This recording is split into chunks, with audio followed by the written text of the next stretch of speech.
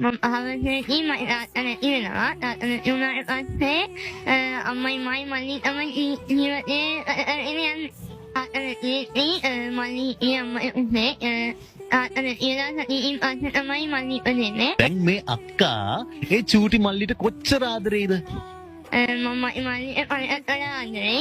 මම පස්සේ මම මල්ලි ආදරේ. මම හිතනවා මම තාත්තට ඉන්න මල්ලි වෙලා තාත්තා නැති වෙලා සතියකට පස්සේ තමයි ඔයාගේ චූටි මල්ලිව අම්මට හම්බෙන්නේ. ඔයා හිතනවා තාත්තා වෙන්නේ නැති මල්ලියෙක් වෙලා ඔයා ළඟට එන්නේ නැත්තේ කියලා. දැන් මල්ලි මොනවද කරන්නේ? මල්ලි ගැන මොනවද බලාපොරොත්තු? මල්ලි වෙනුවෙන් මේ අක්කා මොනවද කරන්නේ? මල්ලි දැන් කොල් උදවස්සේ ඉන්නේ.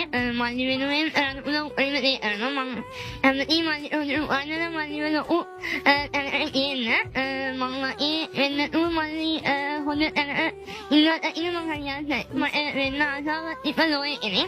ඉතින් මම ඉන්නේ අම්මා මල්ලි වෙනුවෙන් අම්මා වෙනුවෙන් දැන් අම්මා මොකද කරන්නේ? අම්මාගේ ජීවිතේ කොහොමද? අම්මා සනීපට ඉන්නේ. අම්මට ඇන්සේ අදුනා. ඉතින් අම්මා